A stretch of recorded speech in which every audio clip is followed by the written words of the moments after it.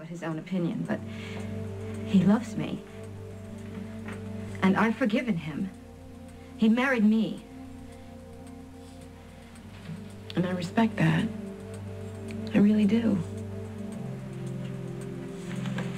But if you and I are ever going to trust each other, then I think we have to admit how we got here.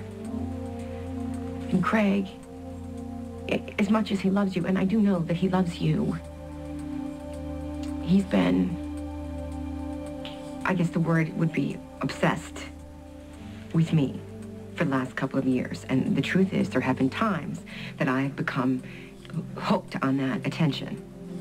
Yes. Yes, I'm all too aware of your mutual admiration. No, it's more than that. There's some attraction.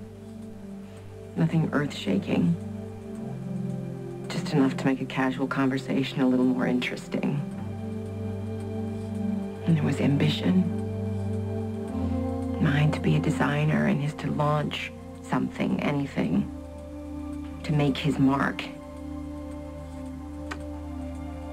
And that's how it started. I loved being told how great I was.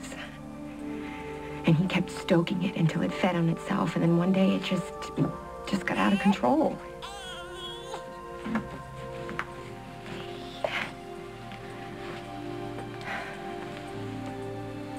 You see, we are exactly alike, Craig and me. Always hungry. Never feel like we're good enough. And so we figure, what the heck? Why not cheat? And of course, we feel lousy. But we've got each other. And he never makes me feel ashamed of myself, and I return the favor. And it's not good enough anymore. Are you sure? I owe more to my children. I owe them a mother they can trust, that other people can trust. You and Jack. That's what a family is. People who can trust each other, and that's what I want. I want us to be a real family. And I don't want anything or anybody ever to make us hurt each other again.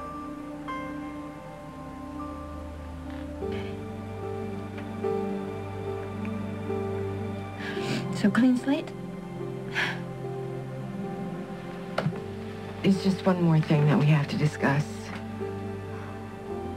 About Craig? About you and the baby. Away from the hospital, he could see what an understanding, compassionate man he is. He could never, ever, ever hurt a helpless patient. It's absurd. I agree. It's a reach. Which is all the more reason to wonder why they're focusing on him. I mean, other than the fact that he's a new hire with a high-risk specialty. And that reason would be, Mom? A terrible coincidence. At the hospital in San Francisco, where Rick worked before he came here, there were some unexplained deaths. What? Wait a minute, what are you saying? There were killings at a hospital where Rick worked in San Francisco? I knew I shouldn't have said it. Well, what are you saying? They never proved anything. But they suspected Rick? Well, they suspected everybody. Like now, at Memorial, they're hauling in everybody. Orderlies, interns, Chris Hughes. For goodness sake. The chief of staff's son. You should ask him how it feels to be accused. And Rick has been accused twice. Do you have any idea how painful it is for an innocent man to be accused twice? Yeah, Mother, if he's so innocent, why are you so upset? First, the hysterectomy, and then me getting pregnant. I know it must seem incredibly unfair to you. Well, yes, it's been a little challenging. It's unfair. You've lost something. And nobody can give it back to you. But if I've learned one thing from having Parker and now Sage, it's that children need a lot more than any two parents can give. And especially if one of those parents happens to be me. Oh, stop it. You're a wonderful mother. Sometimes. But not always. Not on those days where things don't go right and I lose my patience. And some days I'm not there at all. I'm checked out, you know. And if the child is lucky, then they have their father. And if they're really lucky, they have an aunt who will love them and have patience that their mother doesn't have. Well, it's easy to have patience if you don't have them 24/7. Rosanna, I know that I have been very jealous and suspicious when you've stepped in to look after Parker. But he loves you. With good reason. And I would like for you to allow Sage to love you just as much. I would like you to be her godmother. And I know that what I'm asking you isn't easy, especially if her father turns out to be Mike, but we need you. Will you help us? Will you love Sage? Will you cherish her?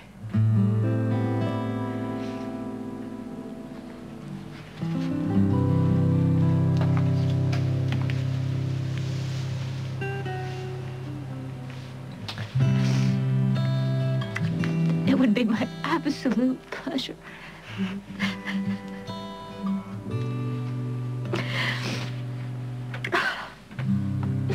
Wow. You made it all happen. Bringing Parker out here. No, that was Craig. He made that happen. No. Word to the wise. Never give that man credit for anything. You'll end up regretting it. I think you're right. Carly, I need a favor. I'm just trying to protect you. Protect me. That's good. I know how much Simon hurt you. I know how much Mike Kasnoff hurt Rosanna and Carly. So what am I supposed to do? Pretend this train that I see heading for a brick wall is suddenly going to back up and turn into a fruit tree? It's the altitude. You know what I mean. The altitude.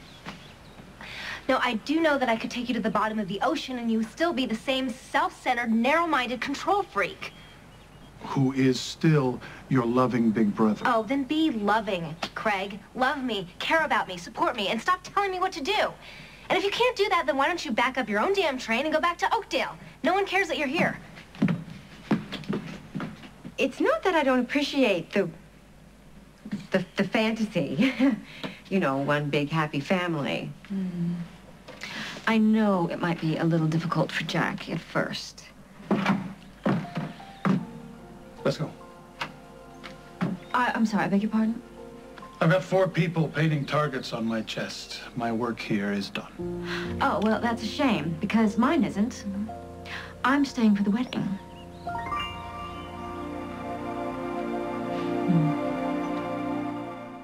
All I make will be to the police department. Nurse Krebs was very conscientious. And I will tell them who has been killing people at this hospital.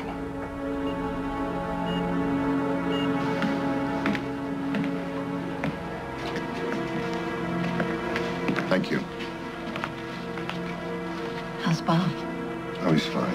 I'll tell you, if one more person... I'm sorry, how was your lunch? What's wrong? What happened? I had a run-in with Daniels. What do you mean a run-in with Daniels?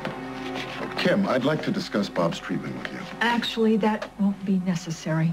Hal, I'd like to request that you post a guard outside of Bob's hospital room, please. Oh, I really don't think that that's necessary. Well, I do.